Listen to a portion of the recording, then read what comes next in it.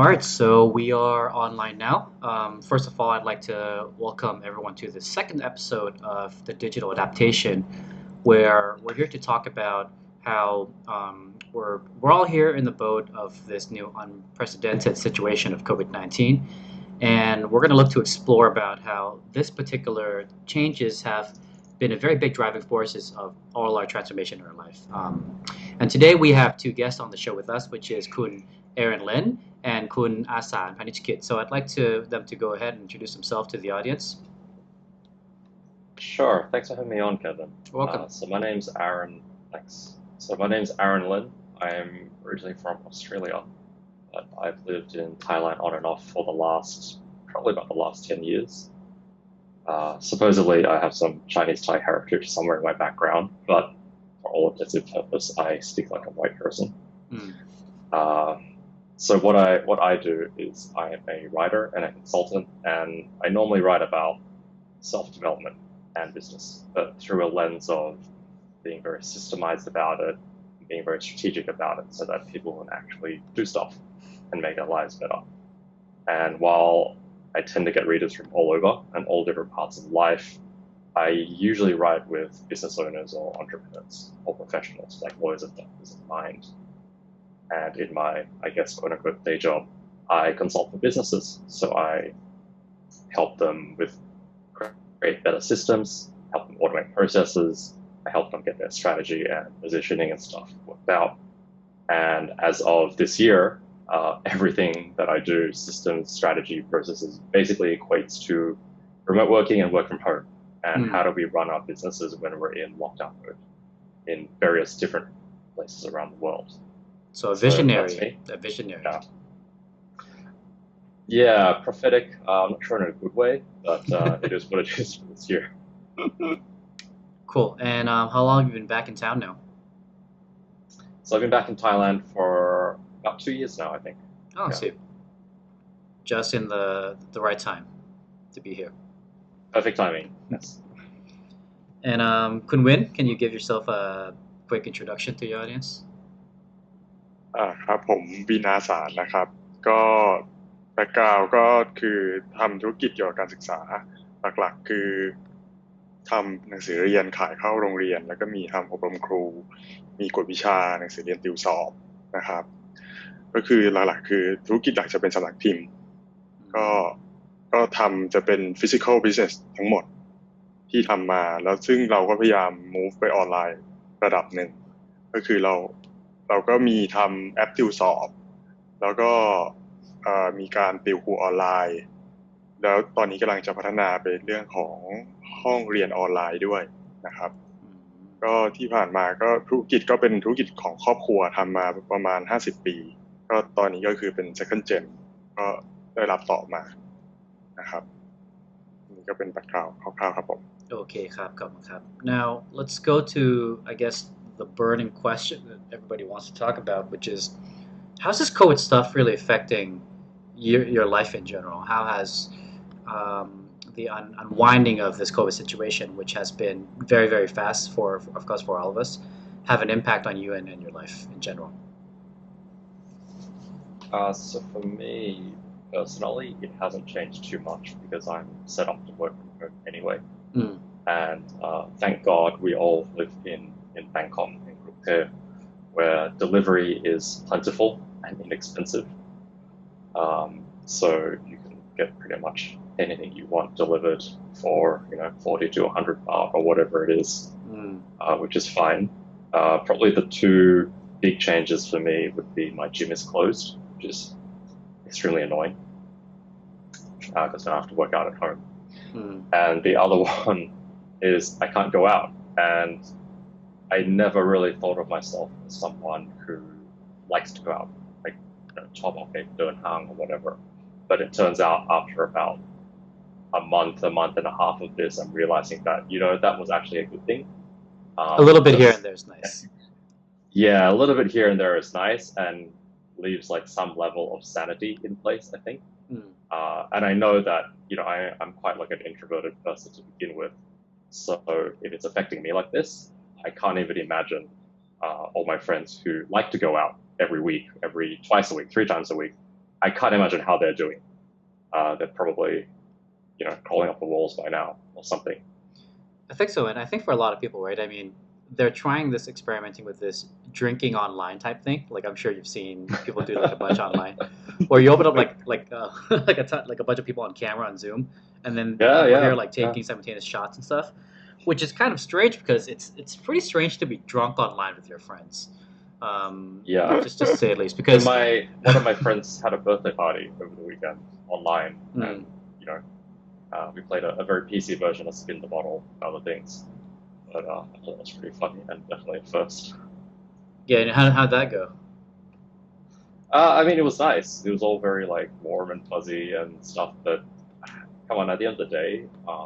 we're all people. We like social interaction and meeting other people. Even those of us who are not really like people. Every now and then, we still like to see other people in the flesh, in person, right? It's just part of how humans are. Yeah, and the last time that I tried this online drinking stuff out, like the really weird interaction, especially towards the end, was when typically when you go to a bar and everybody's just really like towards the end of the night, right? There's all that blacked out shenanigan trying to figure out how everybody's going to go home. But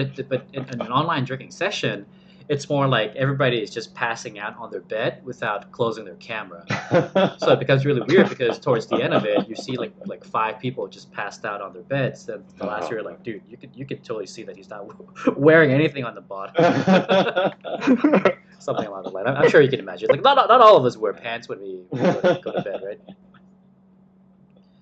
And what about you, Win? How's everything? You're gonna say not. ก็จริงๆผมก็เหมือนกับแอรอนนะฮะคือไม่ค่อยได้ออกไปไหนอยู่แล้วแล้วก็เป็นคนที่ introvert เก็บตัวคือวันๆก็คือตื่นมาก็คือไปยิมเข้ามาทำงานพอเข้ามาออฟฟิศเข้ามาทำงานเสร็จกว่าจะเลิกงานก็ดึกกินข้าวเสร็จก็กลับบ้านก็กลับไปทำธุระส่วนตัวทำนู่นทำนี่แล้วก็นอนก็ส่วนตัวแล้วก็จะออกไปเจอแฟนประมาณวันหนึ่งแล้วก็เจอครอบครัววันหนึ่งก็ถามว่าเปลี่ยนไปเยอะไหมก็เปลี่ยนไประดับหนึ่งเพราะว่า time limit ที่เราจะออกไปได้มันน้อยลงแล้วก็สถานที่ต่างๆมันก็ปิดไปค่อนข้างเยอะนะครับทำให้เราก็ไม่สามารถไปไหนมาไหนได้จะพาคุณแม่ไปกินข้าวหรือจะพาแฟนไปกินข้าวแบบนี้เราก็ไปไหนมาไหนไม่ได้ก็แล้วก็เราก็เห็นเพื่อนๆหลายๆคนจากเหมือนที่รอนพูดคือบางคนติดออกไปทุกวันอาจจะไม่ทุกวันแต่ทุก 2-3 วันหรือทุกสุดสัปดาห์ยังไงก็ต้องออกเราก็เห็นเราก็สงสารพูดเหมือนกันนะคือแบบมันเป็นอะไรที่มันชิฟไปเลยทันที 100% นะครับก็มานั่งคิดแต่ส่วนตัวผมก็คือแบบเราไม่ได้ออกไปฟิตเนสเราไม่ได้ออกไปฟิตเนสเราไม่ได้ออกไปเดินซื้อของแต่สุดท้ายเราก็สามารถสั่งทุกอย่างออนไลน์กลับมาได้ก็ถามเปลี่ยนเยอะไหมก็ไม่ได้เปลี่ยนเยอะแต่ก็ดีอย่างก็คือทำให้เราดื่มน้อยลงอันนี้มันเป็นข้อดีหรือข้อเสียครับเราต้องมาคุยกันทีนึงว่ามันเป็นข้อดีหรือข้อเสียมันก็มีข้อดีอย่างนึงคือเราดื่มน้อยลงสุขภาพก็ดีขึ้นอะไรนะประหยัดเงินไปอีกระดับนึงยิ่งตอนนี้ประหยัดขึ้นมากประมาณ 300% คือจะบอกว่าสิ่งที่มัน Amazing มากเกี่ยวกับ Stay at Home นะครับคือปริมาณค่าใช้จ่ายของบิลเครดิตแต่ละเดือนผมว่าหายไปประมาณ 70% จากแค่ไม่ออกจากบ้านใช่หายไปเยอะมากแค่ไม่ออกจากบ้านเนี่ยหายไปเยอะมากขนาดผมไม่ออกบ่อยก็คือแบบหายไป 50% ได้คือของแอรอนน่าจะไม่ออกจากบ้านเยอะอยู่แล้วไงก็เลยอาจจะแบบไม่ได้ต่างกันมากใช่ไหมแต่ผมสมัยก่อนผมจัดต่างเยอะไหมนะครับเดือนที่แล้วก็ดูมาแล้วก็แบบโอ้ว้าวไม่ได้ทราบว่าแบบกินข้าวข้างนอกเยอะขนาดนั้นนะ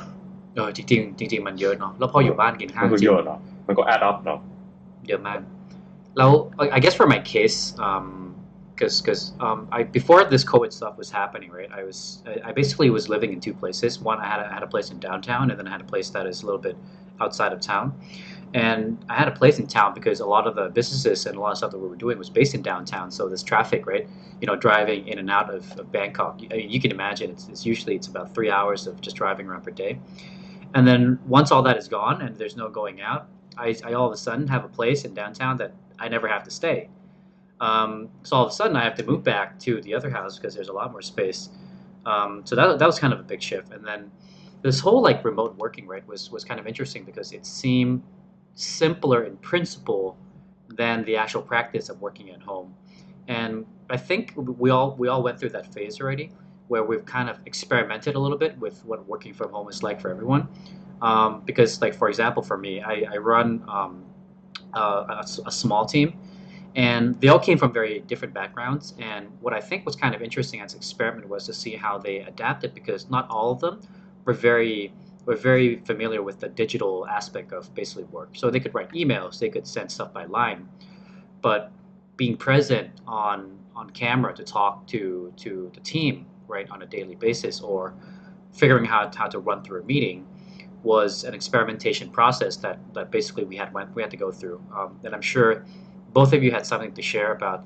how maybe this working from home has been like for you and the people that have been working with you online. I'm sure for Aaron, who's been working with people remotely already, right? Maybe some of this would sound a bit like something that would normalize over time, and probably for you, it's been something that it's been kind of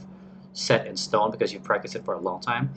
And so I'd like to hear how that went for you, and also for Win, which is running what I think is an interesting aspect of work from home, which is a side of the business is running basically as a central office, but there's also actual staff working on site, right? So basically operations, which is a lot more difficult to do basically online. So I'd like to hear from both of you how this all went for you, this work from home stuff, and what kind of stuff do you have to share? Yeah, sure. Actually, like up until the second half of last year, I was actually working on site at an office in Pahonyotin in Bangkok. So running a company basically with 4 offices, 30 staff around the world. And because of the nature of that, with like distributed offices in different time zones, we had to learn to work remotely anyway, right? If you want to do a conference call with Sydney or with Melbourne, you can't be like, hey, pop on a plane, you'll be here in 12 hours, sit down, hash it out, and you can fly home for the weekend. It doesn't work that way. And I mean, that company's benefited from the fact that we set all that up where, we had to deal with distributed offices. And because we had to do that, it also enabled them to work from home. And it turns out, and I've seen this with my consulting clients as well, some people are really good at working from home, and some people are really not good at working from home. It just depends on the person. My take is that everyone can do it. There just needs to be a bit of an adjustment period that people will go through. And I think the whole thing with COVID-19 is that it's a very brutal adjustment period. It's like very fast, very real makma. Sort of like this week, you're in the office, everything's normal. Next week, no one's allowed to go anywhere. Buy a webcam and get used to talking to your team over Zoom, over Slack, over whatever. I think that's rough for like a lot of staff. For business owners, I think it also depends on the nature of the business. I have some clients who've had their businesses basically wiped out. For example, people who work in education in some countries, schools are closed. So if your primary customers are closed, they're not going to be buying things from you anymore. On the other hand, other businesses, like people who are in online courses, online delivery and stuff like that, their businesses are going amazing at the moment because they were all set up to work basically remotely anyway. And now that people are at home with nothing to do, people are online shopping, right? The whole retail therapy thing still happens a lot. Interesting. Yeah, I read a research also recently about this online shopping phenomenon in Thailand, where basically typically like the peak period where people are like shopping online is like 10 a.m., like 5 p.m., and then again like at 10 p.m. It's gonna be all day now. Yeah, it's like right before lunch. Like you start work for like an hour or two, you're like, what should I buy today, right? And then there's that lunch shopping, and then at 5 p.m. you're like, I'm almost off work. Like, what should I buy again? and then right before you go to sleep, you're like, what do I buy right before I go to sleep? And I think what's also really unique about this shopping, right, is the way you're shopping is a bit different now than it was before. Like the tendency for people to still buy stuff online is still really there, but people are buying more of a different stuff than they were before. So before it was more of a unnecessary stuff, right? So you're buying gadgets, you're buying all these toys that you just want to play with and have a good time with. Whereas now it's like, oh, let's buy stuff that will create some sustainable habits for myself. So like home improvements have shot up really hard. Household equipments and stuff like that have also done really, really well. So it's kind of interesting how we haven't really left this shopping habits of ours, but we've just tried to be more productive and cost efficient with what we buy online. Have you guys been shopping online at all? Yeah, I'll answer. When I came back to Thailand the last time, which was in 2018, one thing that really struck me that changed for like the couple of years I was away was how much online shopping took off in Thailand. So when I left, it was pretty horrible compared to let's say the States, right? Like in the States, for people who don't know, everything you want you can buy on Amazon basically, and it's delivered if not same day, the next day straight away. And I mean literally anything. You got your camera gear, your computer stuff, your hobby stuff, groceries, like whatever it is you want, you can get. Thailand didn't really have that. We had it sort of in 2016, 2015. But when I came back in 2018, it really took off. Probably because of smartphone penetration and just more people getting comfortable with buying stuff online, and they forget all the payment stuff. So yeah, like almost anything you want, you can buy on any combination. Lazada, Shopee, JD Central, or whatever it is they have nowadays. You can order your food online, you can order your groceries online. Like literally, if this whole COVID thing had happened 5 years ago in Thailand, I think it would have been in a different situation. It would have been very different, right? Like the area where I live in Bangkok, we actually don't have any grocery stores around here, which is kind of crazy because we have a ton of condos, but there's no grocery stores. Which area are you in? I'm in Ratchathewi. So, I mean, there is Siam and there's like Ari and all that area. But, for example, for me, when I moved to Bangkok, I made the decision never to drive in the city because I don't want to be stuck in traffic for 3 hours, right? I'm going to live downtown and everything's more. And before online delivery, that was a pain, right? If there was a specific thing I couldn't order, I would have to go out and get it. With online delivery, it's amazing, right? I can basically buy whatever I want and it'll get here probably tomorrow very fast and very cheaply. And I think at least for those people who have the means, like right now, they can still shop, they can consume and stuff, same as normal. You can't walk around and pick up your sneakers and see what they look like and compare them and stuff like that. You gotta use your eyes and your imagination a little bit now. But you could pretty much buy like whatever you want. I'm just trying to think if there's anything in particular that I've had to actually go out and get that I haven't been able to purchase online.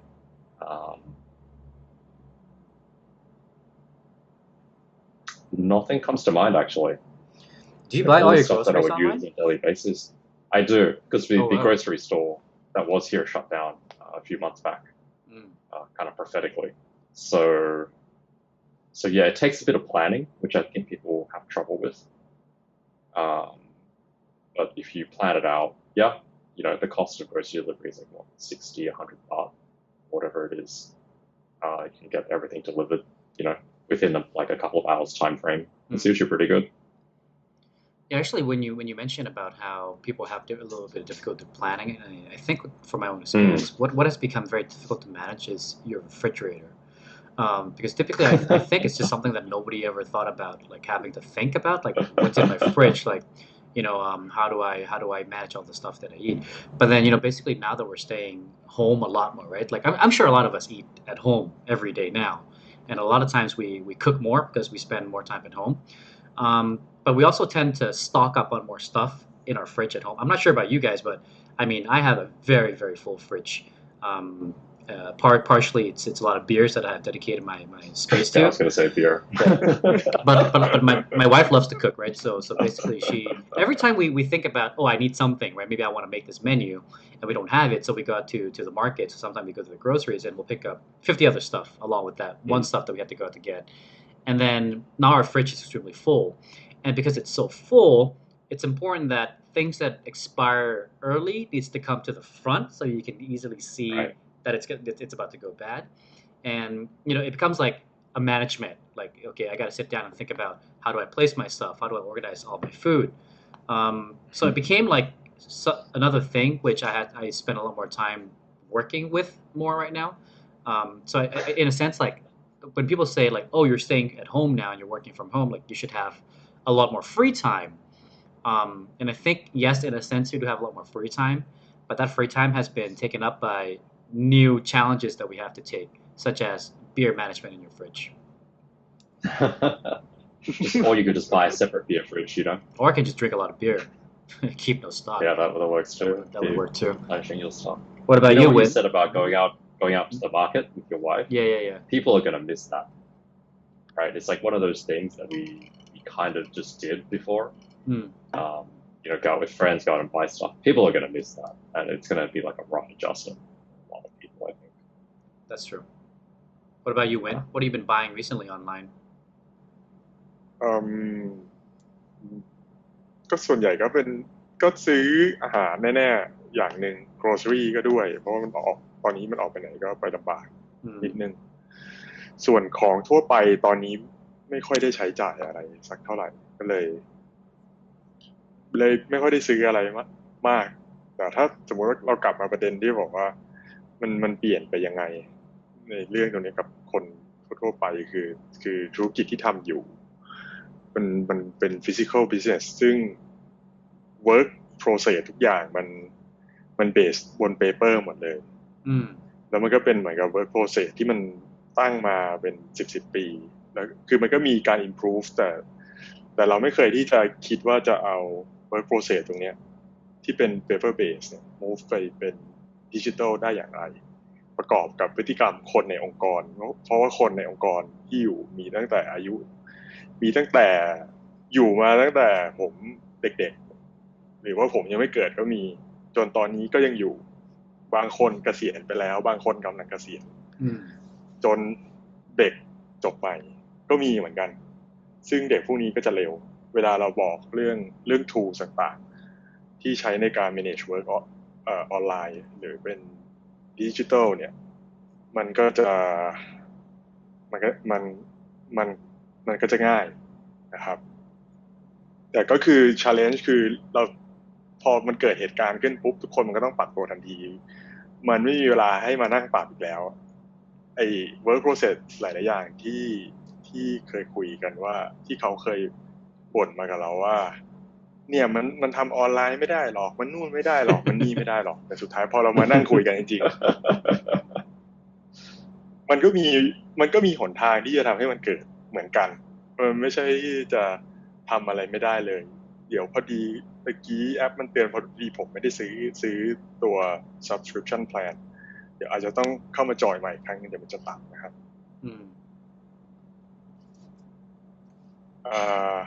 so งั้นเดี๋ยวผมลีฟก่อนแล้วเดี๋ยวค่อยกลับมาจอยเนาะโอเคลีฟเฉพาะซาวด์นะ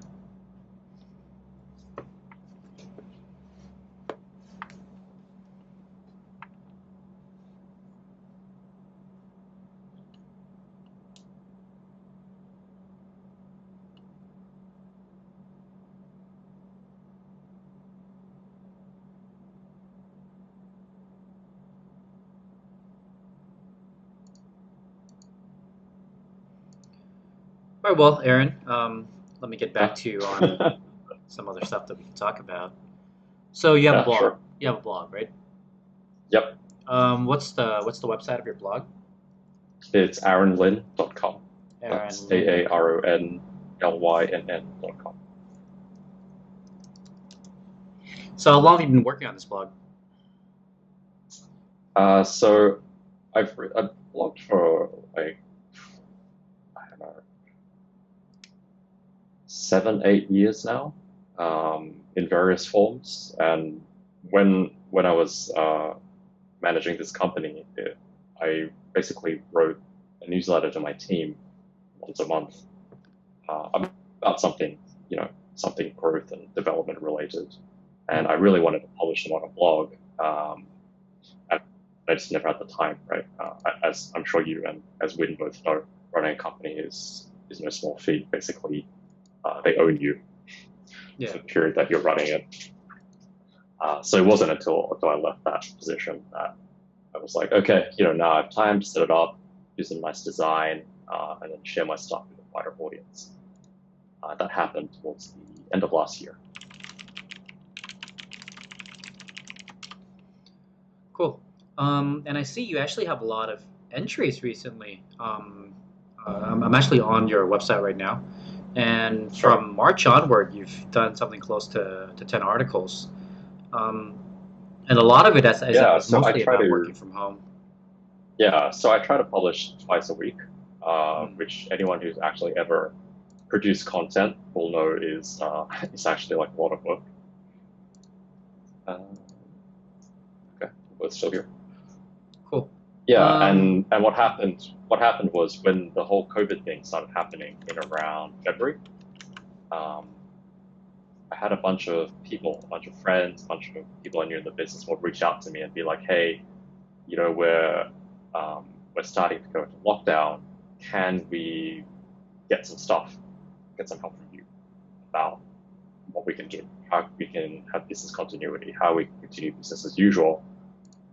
when all these changes started coming, right? So what I did was I basically rearranged my entire content schedule and was like, okay, for the next month or two, we're going to focus a lot on business-related remote working, work from home material to help people. Or I could just sit and do a lot of 30-minute phone calls with a lot of business people. But I thought putting it down in writing somewhere would help a lot more people. Cool. And for you, I guess, based on a lot of stuff that you've explored recently on your blog, what are some of the most important things that a lot of businesses should know if they're transforming their work style to work from home, from a company perspective that hasn't really done much or any of it before? Yeah. Okay, so the first thing is don't go overboard with your technology stack, with your apps and stuff. If you're going to hop onto something, have a really good reason to do it, right? The businesses that are going to do well on this are the people who figure that out at the beginning and just like, okay, we need this app and this app and this app. We don't need that one. Also, a lot of businesses are going to mess this up. They're going to be like, oh, we can just use Line or WeChat or WhatsApp to communicate with our team. And they are basically going to have a lot of trouble because those things were not built for business. Those things were built with family and friends and keeping in touch with people in different parts of the world. They were not built for work. Right? I recently helped one client transition from WeChat over to Slack,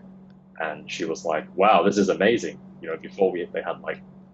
think 5 or something different WeChat groups, and conversations would just get buried under funny stickers and emojis and stuff. And now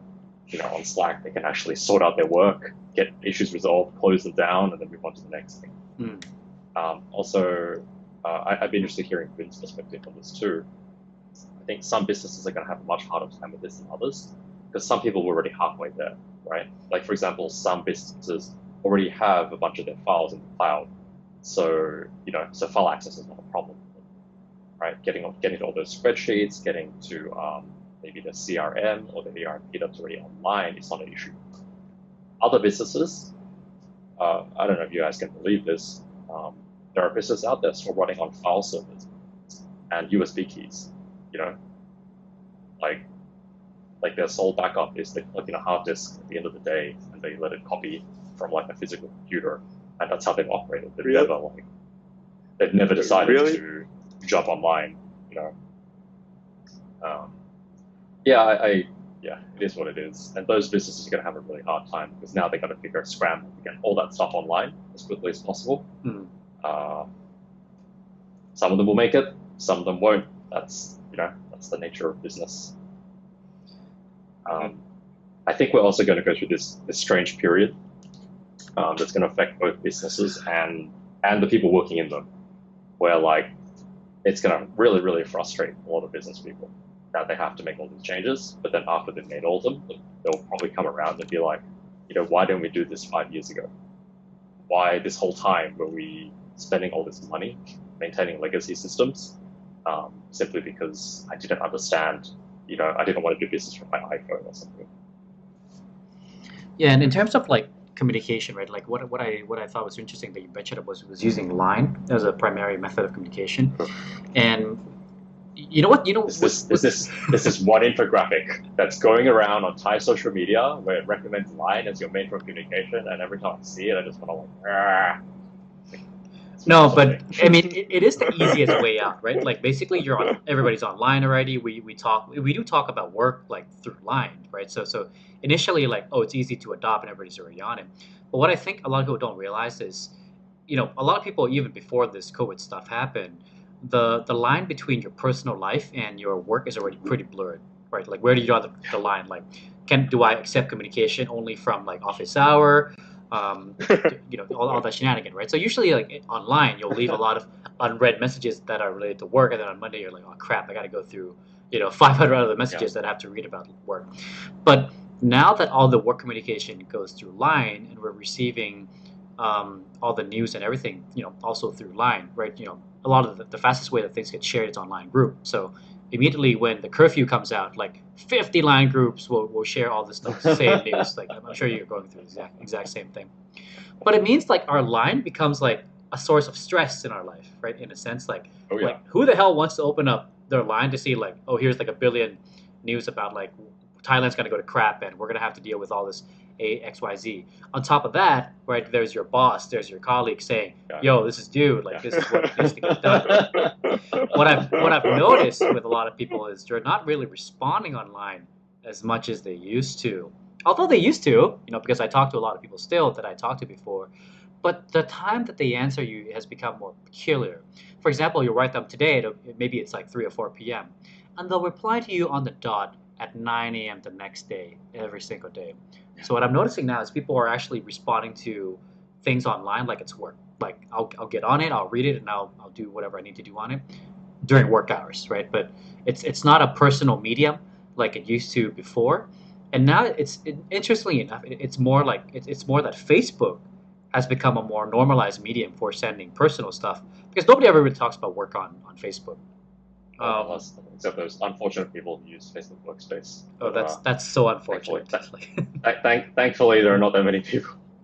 Thankful that never took off. So, Win, how do you talk to your staff? Do you talk to them online, or how do you talk to them? We use Google Meet. Yeah, so most of the con call we use on Google Meet. แต่เวลาจิกลูกน้องนี่จิกคือจิกยังไงตอนนี้เวลาพยายามจะให้ใช้ Google Chat กันเพราะว่ามันเป็น thread เป็นอะไรก็ลองไป explore มาดูแล้วจริงๆมันก็อย่างที่ Aaron พูดคือมันก็มีแอปหลายๆอย่างที่มันแต่ว่า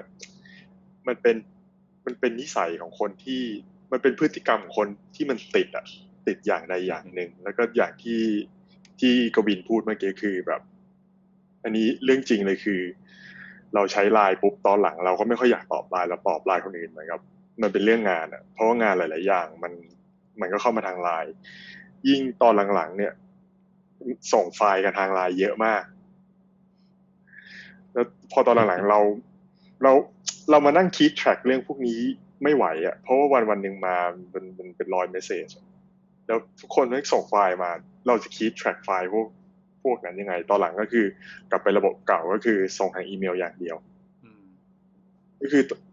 ตอนนี้คือวิธีที่ผมใช้ transition ก็คือ keep it simple มากๆคือเราใช้ G Suite อยู่แล้ว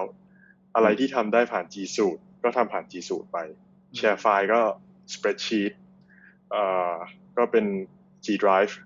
meeting ก็เป็น G Meet แล้วก็ calendar ก็นัดตามปกติไม่มีปัญหาอะไรมากแต่สิ่งหนึ่งที่เซอร์ไพรส์คือเวลาในการใช้ประชุมลดลง 50% ซึ่งเป็นเรื่องที่น่าสนใจคือผมก็ทำ work from home มาได้ประมาณสัปดาห์ประมาณเนี่ยครบ1สัปดาห์พอดีเพราะว่าแบบบริษัทมันช่วงนี้น่าขายตอนก่อนหน้านี้คือเราก็พยายามก็คือเราก็พยายามมาออฟฟิศกันให้ได้เยอะที่สุดแต่ว่าในขณะเดียวกันก็คือมาตรการที่ออฟฟิศมีก็คือเรื่องของความสะอาดความปลอดภัยอย่างนี้เราก็ทำหมดแล้วก็เราก็ค่อยทยอยเฟสเอาออกไปว่ากรุ๊ปไหนที่ work from home ได้ก็คือไปก่อนเลยประมาณสัก3 วีคที่แล้วครับคือเป็นแล้วก็ค่อยๆเป็นสเตจไปคือฝ่ายไหนที่เกี่ยวกับการขายตรงๆเช่นลูกค้าสัมพันธ์ที่ต้องนั่งคีย์ออเดอร์แบบเนี้ยก็ยังต้องมาอยู่แต่สุดท้ายก็คือเราก็ทุกคนมีโน้ตบุ๊กกลับไปรีโมทกลับเข้ามาหาคอมก็เปิดแซฟได้อยู่ดีเหมือนกันไอ้เนี่ยก็คือเป็นเรื่องของ work process ที่เราบอกว่าเมื่อก่อนมันทำไม่ได้ interesting workaround รีโมทเข้ามาใช้คอมที่บริษัทเพื่อที่จะเข้าไปได้ไหมใช่เนี่ยสุดท้ายไม่แต่คือสุดท้ายมันก็ทำได้เพราะทั้งที่เมื่อก่อนเขาบอกว่าทำไม่ได้หมายถึงการรีโมทเข้ามาทำงานเขาบอกว่าทำไม่ได้ใช่คือเพราะแซฟตัวแซฟที่ใช้อยู่เนี่ย ERP ที่ใช้อยู่เนี่ยมันเป็นตัวเล็กแล้วมันก็ประกอบกับคอมที่บริษัทมันค่อนข้างช้าก็มันจะเข้ามามันก็โอเคมันก็ทำให้ work flow มันคือ productivity มันน้อยลงนิดนึงในพูดถึงว่าในด้านของ output นะเวลาถ้าสมมติว่า key order แบบเนี้ยแต่สุดท้ายว่าถามว่าทำได้ไหมก็ทำได้เหมือนกันแล้วก็เป็นเรื่องเป็นเรื่องหนึ่งที่ก็สุดท้ายก็ทำกันได้นะครับแล้วตอนนี้ใช้อะไรรีโมทเข้ามาทำงานที่ออฟฟิศก็เป็น Windows Remote ที่มากับตัว Windows เลยก็ทำได้ทาง IT ก็เซตให้ทุกอย่างไม่มีปัญหาอะไรใดๆนี่คือตอนนี้ Office Win คือ Work from Home เกือบ 100% กันเลยยังเกือบ 100% ก็มีคือถ้าสมมุติลูกค้า3,000เนี่ยสัปดาห์นึงเขาก็จะเข้ามาประมาณ 2-3 วันแล้วแต่ขึ้นอยู่กับหัวหน้ากำหนดส่วนฝ่ายอื่นคือ work from home หมดแล้วก็ยังมีฝ่ายหนึ่งที่ยังไม่ได้ work from home คือคลังสินค้าซึ่งตัวนี้ยังไงก็ทำไม่ได้เลยเพราะว่า delivery มันต้องส่งของตลอดคือเรา key order ไปปุ๊บมันก็ต้องส่งของตลอดแต่คือเราก็แค่เตรียมการว่ามีมาตรการว่าพนักงานคือต้องมารีพอร์ตกับหัวหน้าว่าแบบเหมือนกับว่าคือที่ผ่านมาอยู่ไปไหนมาบ้างคือถ้าไปจุดสุ่มเสี่ยงหรือไปอะไรเราก็ให้พนักงานพักเหมือนกันตัวไปอย่างนี้แต่ก็คือใช่คือเพราะตอนนี้คือออเดอร์มันเข้าเราก็ต้องคีย์แล้วก็ส่งของอีกอย่างนึงคือปีนี้เราใช้เอาซอร์สเยอะมากขึ้นดังนั้นการทำงานของจำนวนพนักงานครั้งก็จะลดลงด้วยนะครับแต่ว่าตอนนี้เรื่องยอดขายเรื่องอะไรตอนนี้มีเอฟเฟกต์อะไรกับเรื่องโควิดไหมหรือว่าจริงๆแล้วการสั่งซื้อ product พวกนี้ก็ยังมี move and flow ที่ค่อนข้างจะปกติอยู่โดนเลื่อนไปนิดนึงดีกว่าเพราะว่าโรงเรียนโดนสั่งปิดมาตั้งแต่ปลายเดือนประมาณกลางเดือนมีนาปี2มีนาถ้าจะไม่ผิดโรงเรียนทุกโรงเรียนโดนสั่งปิดลูกค้าก็คือโรงเรียนครูก็หยุดกันดังนั้นก็คือแต่สุดท้ายพองบประกาศลงปุ๊บเงินลงปุ๊บครูก็สั่งหนังสือแต่ที่นี้ก็คือเขาก็สั่งผ่านร้านค้าแล้วเราก็มีวิธีการติดต่อทางออนไลน์ให้เขามากขึ้นเรามีเพราะว่าของผมมันเป็นค้าส่งเรามีเว็บออเดอร์ให้ครูกับร้านค้าคีย์ข้อมูลเข้ามาจากเมื่อก่อนเรารับออเดอร์เรารับเป็นแฟกซ์เรารับเป็นโทรศัพท์เรารับเป็นอีเมลเป็นแฟกซ์ดีคำว่าแฟกซ์ด้วยนะ yes เป็นแฟกซ์เพราะว่าครูเนี่ยยังส่งแฟกซ์มาร้านค้ายังส่งแฟกซ์มาแล้วก็บอกว่าแล้วก็พอส่งแฟกซ์มาปุ๊บก็โทรหาเราว่าเธอได้รับแฟกซ์หรือเปล่าอันนี้เป็นเมื่อก็ยังถามว่ายังมีไหมก็ยังมีอยู่แต่เราเปลี่ยนแฟกซ์ให้มันเข้ามาในเมลซึ่งนี้เราก็ทำมาสักพักแล้วก็ตอนนี้มีเว็บออเดอร์แล้วก็เปิด Line Ad Account ให้ลูกค้าติดต่อเข้ามาเฉพาะค้าส่งโดยเฉพาะแล้วก็มีวิธีการใช้ Web Order ให้กับทางร้านค้าส่งแบบนี้เป็นต้นแล้วตอนนี้แล้วก็ถามว่าเปล่าพอดีมีคำถามอยากรู้มากเลยข้อหนึ่งคือตอนนี้ท่านผู้บริหารวินอยู่ที่บ้านใช่ไหมครับไม่วันนี้เข้ามาออฟฟิศเพราะว่ามีเรื่องที่ต้องเคลียร์นิดหน่อยแต่ว่าพนักงานทางชั้นเนี่ยมีผมคือตอนนี้ทางชั้นมีผมอยู่คนเดียวมีหลายคนบอกเหมือนกันว่าตอนนี้ทำงานผู้บริหารนะคือที่จริงยังเข้าออฟฟิศอยู่ไปสแตนด์บายแหละเผื่อมีเรื่องอะไรต้องมานั่งทำแต่ส่วนใหญ่เข้าไปคือไปนั่งทำงานที่ออฟฟิศล้างอยู่คนเดียวใช่เนาะเหงานิดนึงงั้นกลับมาที่ Aaron สักหน่อยแล้วกันI guess one of the topics that I wanted to go through, which is also in your one of the articles that you've written, is for a lot of companies, right? I think they find work from home to be an efficient way to get some things done. Let's put it that way. Some things are much better done just through a call, talk through how to go through some stuff. File sharing and all this stuff has been pretty good for a lot for sharing data and getting through decision makings. But I've heard that the working from home thing is actually really bad for creativity.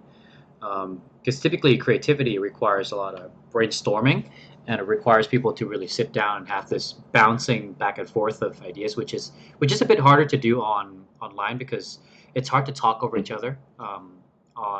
through the microphone. What's been your experience on this aspect of working from home? So one of the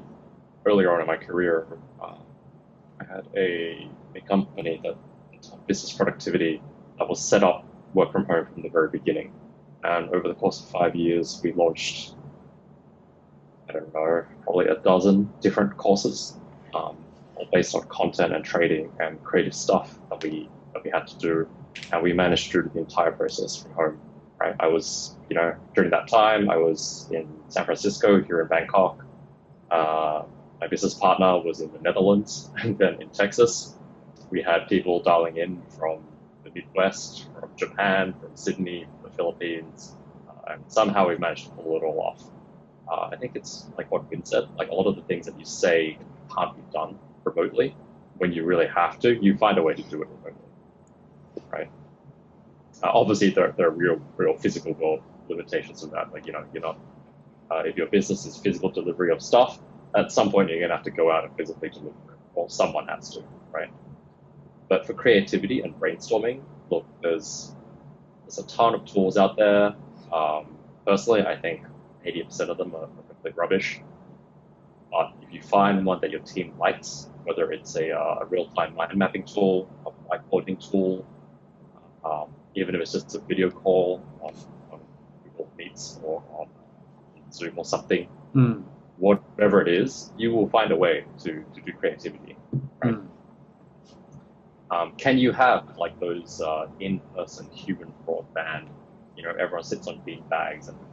throws the football around meetings anymore? No, you can't. You obviously can't do that through webcam, right? And honestly, I don't think that's a bad thing because, I don't know, I've had sessions like that before where I feel like, we're really just lounging around drinking beer. We're not actually really doing work, and we call it creativity, we call it brainstorming. Whereas work from home, people don't really want to be on meetings all the time, right? So they'll come prepared. They'll sit down by themselves, they'll do their brainstorming, and when people come to a meeting, it's more like, here's the collective brainstorming of half a dozen people, and we all put it together, right? We usually end up with something better by doing that. I mean, yeah, I get what you mean. There is like a limitation to it, for sure. But it's not as bad as it's made out to be. It's not impossible to do, right? I was actually reading something very interesting the other day about how Apple has transitioned to work from home. So obviously with their software and services, that's been pretty easy for them. That's all online anyway. But the people who are really struggling are the people who work in like the hardware division, where they actually have to make 3D models of everything and actually see what they look like. And they're really having a hard time with that to the point where like they had to work out a whole new system to basically mail prototypes to people around the world. Oh wow. You know, and even that's got its limitations because countries are shutting borders. You can't fly stuff out of China into America easily anymore. All sorts of crazy stuff is going on there. You know, one day those things will be resolved, right? One day we'll all have 3D printers and we have phones and, you know, you just, or, I don't know, Star Trek holograms or something. And you can just visualize what it is you want to talk about. But until then, it's what Win said. You basically put up with the little percentage loss in performance and do the best you can. Like there's an old saying, like a man's got to do what a man's got to do. Really, not a lot of pretty sure that was referring to something else. All right. Another thing that I thought would be interesting to discuss is, you know, I think in Thailand, this is just in the context of Thailand. I'm not referring to other work cultures. I think based on my observation alone, we have a pretty rigid style of management, where compared to like say the way that a tech company would work in America, in a sense that we have a very strict both vertical and horizontal hierarchy of how we operate and how we report and how we command. But also like in the way we work in Thailand, typically we're pretty culturally focused in terms of micromanaging. So a lot of the people feel strongly that they have been working in this environment where they don't have a lot of freedom to maybe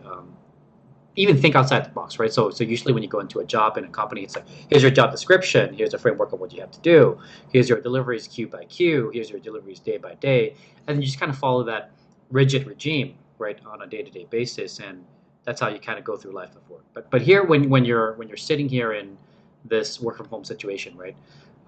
it's really hard for someone to come in and micromanage you as much as they would want to.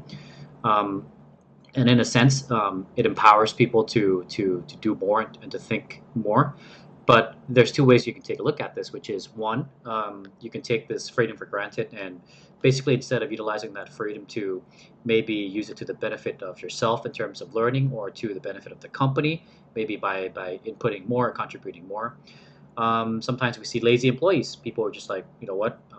I'm not being micromanaged. Nobody is checking on what I do. I'm just going to work till 11, and I'm just going to go shopping online and, you know, go to lunch too early, right? I mean, before it's like you get off work at 12 and then you come back at 1, and now it's like whatever. Like if you're not at a call, there's nobody to check on you. Like what do you think is some of the framework that you can kind of think about what you should be doing as a person in terms of with all this new gain freedom that you have? And maybe in the context of Thailand, I think Win can share because I don't run like a massive big Thai company with hundreds of employees. So I think the things that I've seen observed from other people might be different. So maybe in case of Win, he could share how he managed to still kind of put through the structural control, but in a sense try to utilize that freedom to people's advantage. So I don't know. What do you guys thought on this? Look, I have a saying that I tell clients, which is like a good worker is a good worker. If someone works well, it doesn't matter where they are, they typically work well. I think most business owners, they don't really understand this, that if someone's an exceptional employee in the office, if you give them the freedom to work from home, they'll still be an exceptional employee. If someone's a bad employee when they're working from home, that really means that all this time, they were a bad employee all along. They just hit it really well when they're in the office, right? And made up for it in other ways. So I think this is not just a Thai thing, it's like an Asian thing in general. Like they don't like their employees working from home because you can't watch what they're doing, right? At least if they're at their desk, you know they're quote unquote working or something like that. And we know that's not true. You know, because people sit at their desk and watch Korean dramas all the time. It happens in every Thai office. It will continue to happen as long as we have offices. But you know, another thing with that is sort of like, this is something interesting that I didn't really realize until I started working with business owners. a lot of business owners and managers don't run companies to make money. They run it for other reasons. And not like the nice reasons like passion or like change the world or anything like that. They run it because they want to control people. They want to play politics. They want to have some sort of power trip. They want to fulfill their ego. They want to respect them. Some crazy combination of those things. And for those people, work from home is extremely irritating for those business owners because like you can't boss your employees around anymore. You can't play office politics, right? You can't have the secretary who brings the boss snacks and food every single day because she's the boss. You don't get that when you work from home. When you work from home, like really all there is like the work. Is it done or is it not done? That's it, right? You got your results. If it's not done, it's not done. I don't really care what the excuse is that it's not done. If it's done, yeah, great job, right? I don't know if it took you 20 minutes. I don't know if it took you 2 hours. Hopefully, a good business owner would check that, but result is still a result, right? So it's sort of like two things going on here, right? There's like, the workers who, when they put in an office, they seemingly perform, but all sorts of shenanigans are going on in the background to make that happen. And they weren't good workers to begin with. And then at the same time, you've got like the upward pressure from management who are, some of them are just there because they like to boss people around, not there because they actually want the company to deliver better results. So like the unfortunate combination of those two, I think a lot of companies are going to wake up to a bit of a shock and be like, but in the office, this person was so good. What happened? We put them at home and like nothing gets produced. Well, maybe, other people were covering for them. They were leeching up on people's work. Like who really knows? Right? But one of the reasons I'm a big advocate for home is because you can't hide that stuff. Either, whether as a boss, as a manager, or a C-level, or as an employee, the only thing in remote you can really judge on is results. So it either gets done and delivers value for the business, for your customers, for your vendors and stuff, or it doesn't, right? And if it doesn't, you have to ask the really hard question, why are we hiring these people? Or why does this manager's position exist? Do we really need them, right? So how this is going to play out in Thailand and in Asia in general, they're going to be explosions, as you imagine. I think a lot of people are going to lose their jobs. And I don't say that lightly. I think a lot of businesses are going to rethink their headcount and be like, do we really need this person? Do we really need this position after all? Right? It's not really delivering any value. And I think a lot of business owners are going to discover that they don't really want to be in business. Yeah. Because they weren't there for the right reasons.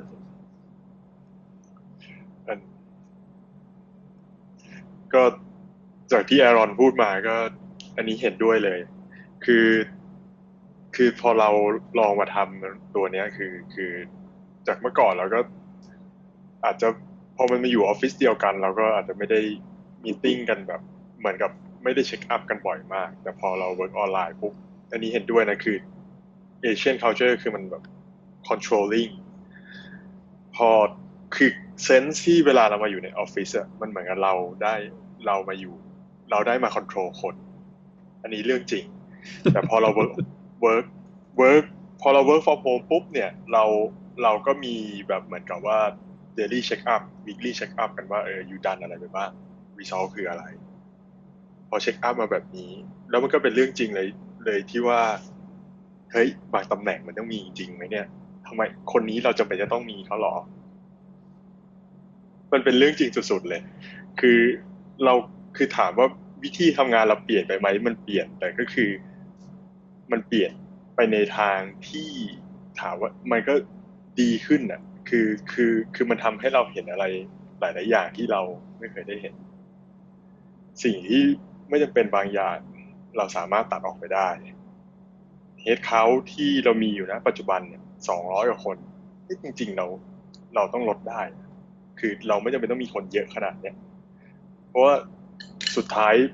บางคนผ่านไปวันมันก็ไม่ได้มีรีซอสอะไรออกมาให้เห็นที่ชัดเจนแต่บางคนที่เป็นพนักงานดีอย่างที่แอรอนพูดก็คือว่าเขาก็ provide result ให้เราตลอดแบบ consistent เหมือนกับที่เขามาออฟฟิศแต่ในขณะเดียวกันในฐานะคนเป็นเจ้าของก็มองว่ามันก็เป็นช่วงโอกาสที่ ที่เขาเรียกว่าให้เปิดให้คนมีพัฒนาการที่ปรับตัวบางคนอาจจะแบบ performance ไม่ได้ดีมากแต่พอมันมีการเช็คอัพเดลี่แบบนี้ปุ๊บเนี่ยมาอัปเดตกันบางคนมันสามารถที่จะพัฒนาไปได้แต่คนไหนที่เป็นเดดวูดแล้วก็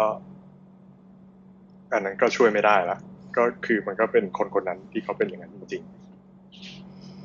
ซึ่งอย่างหนึ่งที่จริงๆหลังๆเริ่ม observe เองเหมือนกันนะคือมันจะมีหลายคนที่จริงโดยรวมถือว่า performance งานค่อนข้างดีมาตั้งแต่แต่ไรนะคือถือว่าเป็น good employee แต่สิ่งน่าสนใจคือมันจะมีกลุ่มคนที่เขาเป็นเหมือนกับ innately extrovert กับ introvert มากๆในที่ทำงานเสร็จแล้วพอ dynamic ของการทำงานมัน shift มาเป็นการคุยกันแบบออนไลน์อย่างเดียวปุ๊บเนี่ยสังเกตเลยว่าบางคนเริ่ม lose voice ตัวเองคืออาจจะเป็นด้วยความที่เขาอาจจะถนัดคุยกับอย่างเช่นบางทีคุยงานปุ๊บเนี่ยเขาจะคุยกับเราแค่คน2คนคุยกับคนน้อยๆคุยกับ management แล้วเขาค่อยไป deliver งานของเขาในส่วนที่มันจะเป็นแบบเหมือนส่วนต่อนิดๆหน่อยๆเขาเองกลายเป็นว่าทุกวันนี้พอต้องมาเข้าประชุมรวมกลุ่มที่มันต้องคุยกันในคนหมู่มากขึ้นหลายๆคนเราสังเกตว่าเริ่มเงียบลงเริ่มที่จะไม่ค่อยกล้าพูดไม่อาจจะไม่ใช่ว่าเขาไม่อยากพูดนะแต่โดยธรรมชาติของเขาไม่ใช่คนที่ชินกับการที่จะมานั่งเปิดกล้องคุยกับคนอื่นเยอะแล้วก็นำข้อมูลมาพรีเซนต์อะไรต่อหน้าคนหมู่มากเลยกลายเป็นว่าตอนนี้หลายๆหน่วยงานก็คงเห็นภาพคล้ายๆกันก็คือมันกลายว่าทุกคนเนี่ยไม่ว่าจะเป็นแบบไหนมันต้องมาปรับระดับการทำงานเข้ากันหมดเพราะว่ามันจะมีบางส่วนคนที่มันจะมีคนที่เขาพูดน้อยแต่ที่จริงมันกลับกันก็มีเหมือนกันคนที่กลายเป็นว่าเริ่มพูดมากขึ้นคือเลยเริ่มเห็นว่าไดนามิกในที่ประชุมส่วนใหญ่ตอนนี้มันเริ่มเป็นอะไรที่มันล็อบไซด์มากขึ้นคือคนที่สมมติว่าเราเข้าประชุมกัน10 คนอย่างเงี้ยมันอาจจะมีแค่2คนที่จริงแล้วมันเป็นการประชุมรวมของทุกคนเหมือนนะแต่2คน drive conversation ของทั้ง10 คนแล้วกลายเป็นว่ามันมีเรื่องของ asymmetry ในเรื่องของ decision making ก็คือคนที่พูดได้เยอะคนที่ lead conversation ได้เป็นคนไกด์เรื่อง decision making ของเรื่องนั้นๆไปอะไรอย่างเงี้ยอันนี้ไม่แน่ใจว่าวินเจอเองบ้างไหมในเรื่องการทำตัวประชุมออนไลน์กันมากขึ้นกับคนในบริษัทหรือว่าที่จริงแล้วไดนามิกของบริษัทก่อนและหลัง work from home ค่อนข้างที่จะเหมือนเดิมหรือไม่เปลี่ยนแปลงในด้านคอนคอลในด้านออนไลน์มีตติ้งไม่เปลี่ยนไปเพราะว่าประชุมทุกอย่างคือ participant เหมือนเดิมอะไรที่มันเป็น one to one one to two ก็ยังเป็น one to one หรือ one to two เหมือนเดิมอะไรที่มันเป็นประชุมใหญ่ที่มี10 คน15 คนคนไหนที่พูดก็พูดอยู่แล้วคนไหนไม่พูดก็ไม่พูดอยู่แล้วเพราะฉะนั้นคือมันประเด็นนี้ยังไม่เจอต้องพูดว่ายังไม่เจอดีกว่าแต่จากที่ลองมาดูเนี่ยสัปดาห์เนี่ยยังไม่เห็นสิ่งที่กวินพูดนะว่ามันเกิดขึ้นคือเรามีประชุมวอลลุ่มมันทุกวันพุธไดนามิกในการประชุมมันก็ยังเหมือนเดิมมันก็ไม่ได้มีอะไรเปลี่ยนไปมากขนาดนั้นแต่กับบางครั้งกลับเป็นว่าบางคนพูดเยอะขึ้นด้วยซ้ำไปแต่ถามว่าคนพูดน้อยลงไหมไม่มีนะที่สังเกตนะซึ่งตั้งแต่ก่อนจะเข้าทำรูปแบบนี้ก็คือเขาก็คุยแบบนี้อยู่แล้วไม่ได้เปลี่ยนไปจากเดิมเขาก็คุยแบบนี้กันอยู่แล้วเพราะว่าเราคุยเพื่อเอาผลลัพธ์ของบริษัทเป็นที่ตั้งแล้วก็ raise issue มาในแต่ละ issue เขาก็รายงาน report ของเขาคอมเมนต์ในส่วนงานที่เกี่ยวข้องของเขาว่ามันจะมีอะไรที่มัน improve ได้บ้างอันนี้มันก็เป็นเรื่องปกติอยู่แล้วไม่ค่อยมีอะไรเปลี่ยนไปนะที่เจอมาแต่ก็เดี๋ยวถ้าผ่านไป2 สัปดาห์3 สัปดาห์เดี๋ยวไม่แน่เดี๋ยวต้องรอดูต่อไปแล้วช่วงนี้เรื่อง communication ในบริษัทเองเนี่ยเรามีการทำ communication มากขึ้นไหมเพราะว่าตอนนี้มันเข้าสถานการณ์ช่วง crisis เนาะอย่างเช่นการคุยกับพนักงานระดับล่างมากขึ้นหรือการคุยกับถ้างานจะเป็นพวกฝั่ง operation เนาะพวกคนส่งของก็จะแบบ concern ว่า safety เราเป็นยังไงเรามีการวางเรื่อง protocol communication ยังไงเพิ่มขึ้นกับคนกลุ่มนี้บ้างไหมที่อาจจะต้องเป็นกลุ่มแนวด่านหน้าสุ่มเสี่ยงออกไปแบบลุยงานให้กับเราในแบบตามไซต์ตามอะไรอย่างเงี้ยเรื่องนี้จริงๆก็คือทำเหมือนเดิมที่ทำมาตลอดก็คือเราก็ผู้จัดการคลังเราก็มีเมสเสจอะไรเราก็ผู้จัดการคลังยังไงเขาต้องไปคุมหน้างานอยู่แล้วเราก็มีเมสเสจอะไรแล้วก็ผ่านผู้จัดการคลังไปส่วนทีมขายทีมอะไรก็มีการออนไลน์มีตติ้งกันบ้างจากเมื่อก่อนเนี่ยเราจะให้ผู้จัดการเซลล์เป็นคนดูแลแต่ตอนหลังคือเราก็มีได้ มีเข้าไปจอยบ้างในด้านออนไลน์มีตติ้งคืออย่างน้อยคือเราก็ได้ไปคุยอะไรกับเขามากขึ้นโอเคอันนี้เป็นสิ่งที่ทำแล้วก็ที่จริงตอนนี้กำลังเปิดบล็อกของ Aaron ไปด้วยกำลังดูเรื่องคอนเทนต์อย่างหนึ่งที่น่าสนใจ setting up knowledge management in your business. So I guess what I wanted to discuss briefly about this, and this is also some questions that some businesses have been asking recently is a lot of times when we started this work from home stuff, because the ease of trying to connect with someone to talk is very easy and instantaneous. Typically, it's instantaneous. A lot of companies are actually now, based on my observation, spending a lot more time to do more of this knowledge translation, because knowledge translation or sharing of knowledge is typically very easy to do online, because it's easy to just pop up a screen, annotate, do all that stuff for your employees. How should we prioritize knowledge management as a work from home environment, and like at what point does it become too much? Because what I also see sometimes is some companies would spend the first half of the day going through all this knowledge sharing, and then the next 2-3 hours going through the meetings that they have to go through, and that kind of leaves very little time for people to actually sit down and go to do work. How do you kind of go through that and balancing all that for a company? I would say the first thing is in like right now, the current time, is you need to have business continuity and business as usual as much as possible, right? So your priority is to is exactly what Win is doing. Keep customer orders coming in, keep orders going out, keep all the internal functions of the company running as smoothly as possible. That's like your very first priority. And that supersedes every single other priority, including setting up all your work from home stuff, including setting up knowledge base, things like that. In terms of a knowledge base, it's actually one of those things that I think most companies actually don't have one, or they have one set up very badly. Like most businesses, small, medium-sized businesses are going to be like, you want to learn something, talk to X person, right? And then you walk over to so-and-so person, and they sit down with you for 10 minutes and tell you, here's what you need to learn. Very few businesses will actually have that written down somewhere, or even better, recorded on video somewhere. So, assuming you've gone through we're going to work from home now, and 2 weeks later, we figured out how to keep delivering stuff to our customers.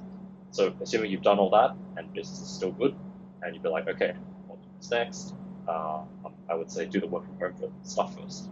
And then if you've done that, then I would say, okay, let's start translating some of our processes into knowledge so that we can speed up this process of knowledge transfer from the experienced people in the company down to like new recruits, right? And let's say you do that. Let's say you hop on for like a 1-hour training session with someone. Just screen record it. Record the audio, record the video, record whoever's screen is doing the demonstration. Check it out later. That video file. You don't have to be there. Upload it to Google Drive, and then send a link out to everyone and be like, hey, we need to know how to do this. Here it is, right? And then you never have to train that thing ever again. It's great. Cool. Another blog topic that you mentioned, this is the latest one that you just published on your website, and I think it's also interesting because I've kind of gone through a lot of the thought process behind this ritual stuff pretty recently. Aaron's latest blog topic is called "Setting Up Morning Rituals and Evening Rituals," which is interesting because we've been spending a lot of time to talk about what goes on during the day. So it's pretty clear what that block is. Like you're basically working. But also what happens but before and after that is also very important because it gives you this sense of sustainability, right? So we can't be here spending all our time trying to work online. We need to balance it out with other aspects of our life. What has been your morning ritual and your evening rituals, and what are some of the thought process that you have when setting up or when trying to go through this ritual of yours? Yeah, so for me that hasn't changed because I've always done it. I mentioned to a friend this morning actually that I call it bookending your days, right? Because he was having an issue where is we talked about earlier, which is you wake up and it's like work and some home stuff and some work stuff and some home stuff. It all kind of blends together till you fall asleep, and then you rinse repeat, and it gets and it's that effect we talked about. People don't want to answer their line messages till 9 a.m. work time, right? Because they haven't really structured their days. Like human beings, we're built for structure. We like routine, right? And right now, every creative who's listening to this is like yelling at me and being like, "Oh, we hate routine. It's boring. All you organized people are horrible people. All OCD and stuff." But the truth is, we need some routine in our life. We need some structure. That's probably why we sleep, actually, right? We need some semblance of scaffolding or structure in our lives to keep us sane. Really. I think sanity is going to be a big one at the moment, not in the medical sense, but just in a general,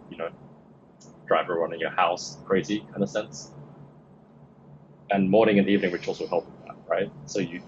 get up, you do your stuff, get productive, and you're like, okay, it's time to work, right? You knock out your work stuff. Maybe you take a break during the day, lunch is that. You knock out some work stuff in the afternoon, and in the evening, at a certain time, you're just like, all right, I'm done. That's it. Let's have some food, let's watch some Netflix, read a book, play some video games, have a beer drinking party with some friends on Zoom, whatever it is, and then your day's over, right? And you don't pick up your phone during that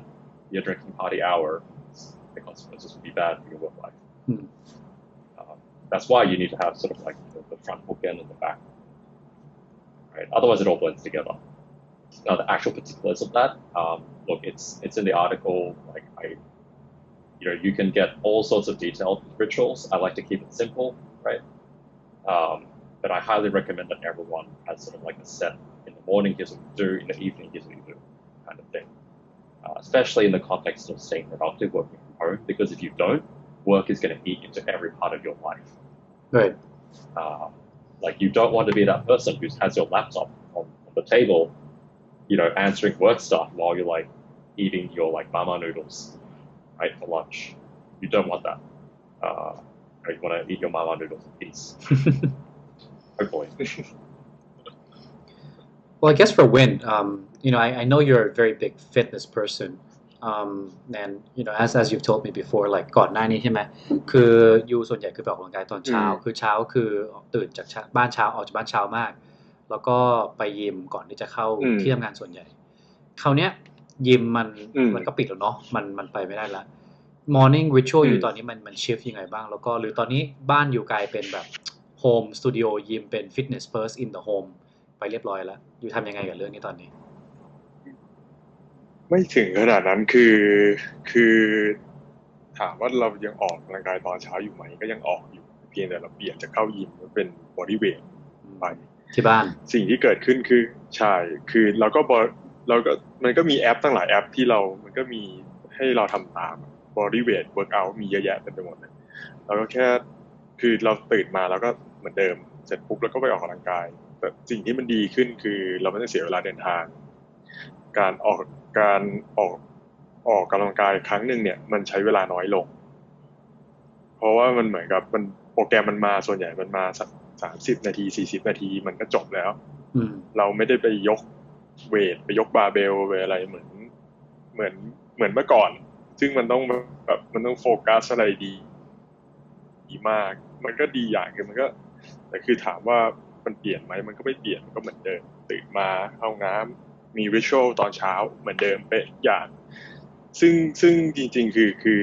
คือผมรู้จักแอรอนเนี่ยก็มาจากเว็บของเขาเนี่ยแล้วก็แบบพอเราอ่านเกี่ยวกับริชวลเนี่ยเราก็จริงๆมันเป็นเหมือนกับว่ามันเป็น preset routine ที่จริงๆทุกๆคนตื่นมาตอนเช้าเราจะมี set of routine ที่เรา follow อยู่แล้วคือถ้าคนกลับไปสังเกตตัวเองนะคือเช้าตื่นมามันจะเป็นสเต็ป1 2 3 4แล้วทุกคนตอนเช้าตื่นมามันจะเป็นแบบนั้นหมดแต่เพียงแต่ว่าเราเซตรูทีนตัวนี้ยังไงให้เราพร้อมกับการทำงานแล้วตอน evening ritual มันเหมือนกับมันเป็น switch off routine เพื่อที่จะไปทำให้เราไป start next day ได้ซึ่งทุกคนมั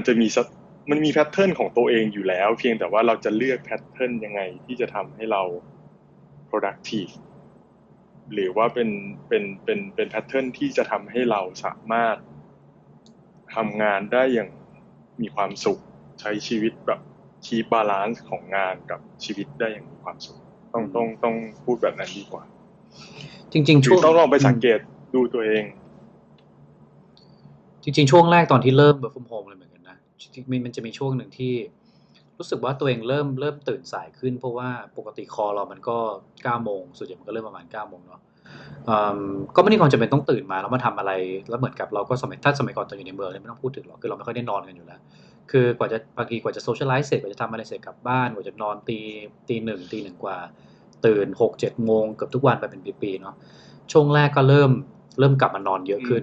นี่เป็นสิ่งแรกที่เริ่มเห็นกลับมาในชีวิตเลยคือเริ่มกลับมานอนเยอะขึ้นแต่ว่าพอนอนเยอะขึ้นสิ่งที่เริ่มรู้สึกแปลกคือรู้สึกเริ่มอึดอัดร่างกายเพราะมันไม่ค่อยได้ออกกำลังกายเหมือนแต่ก่อนเนาะมันก็ยังได้เดินได้ขึ้นรถได้ move around ได้ทำอะไรในแต่ละวันค่อนข้างเยอะตอนนี้มันกลายเป็นว่า 80-90% ของวันเนี่ยมันนั่งอยู่ที่หน้าจอไม่จอคอมก็จอมือถือก็จอทีวีก็จออะไรสักอย่างเลยเหมือนกับ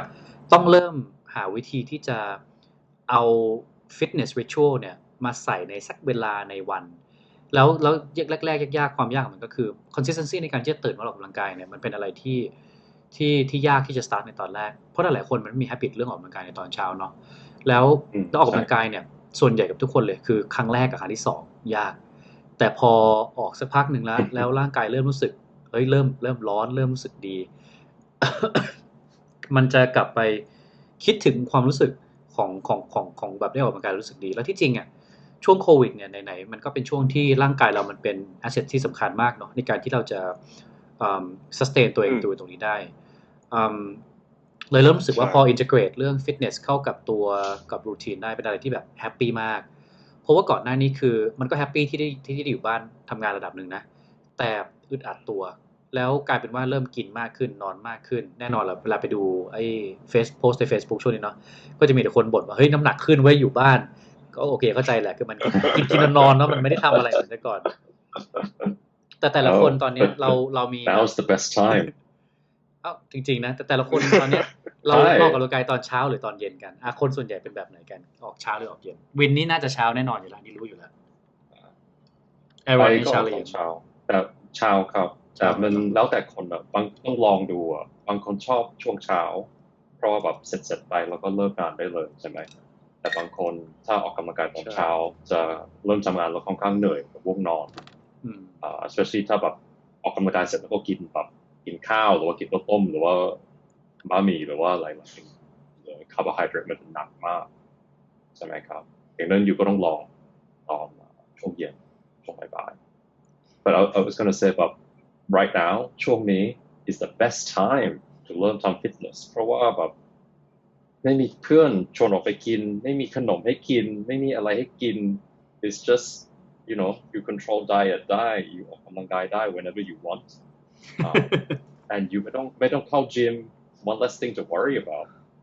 it's like the best time for you to learn exercise and you ไปไหนไม่ได้ anyway 30 วัน so yeah but in a sense for a lot of people right like สมัยก่อนเวลาไปยิมใช่ป่ะคนส่วนใหญ่จะชอบแบบเช็คอินลงยิมเพื่อจะโชว์ทุกคนว่า hey I'm being productive man I'm like doing all the stuff right but that goes back to what we said about work right a good worker is a good worker the same thing with fitness like if you really like it and if you're really going to do it you're going to do it if not then you're doing it for some other reason like checking in like IG selfie right why you're laughing Win is that what you do sometime too it's okay we all do it once in a while we call it a progress photo yeah progress photo yes no it's to document our productivity right where we look back we're like I've been so productive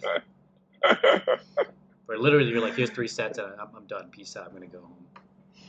no but the thing that you're mentioning about like แบบกินข้าวเสร็จแล้วก็ขึ้นมาทำงานมันก็ง่วงเนอะ actually that's really true and the worst part is when your work computer is right next to your bed that's like the most dangerous thing like I don't think neither of you can like see the video feed right now because we're basically it's being pulled through the broadcast software but when you watch this later on YouTube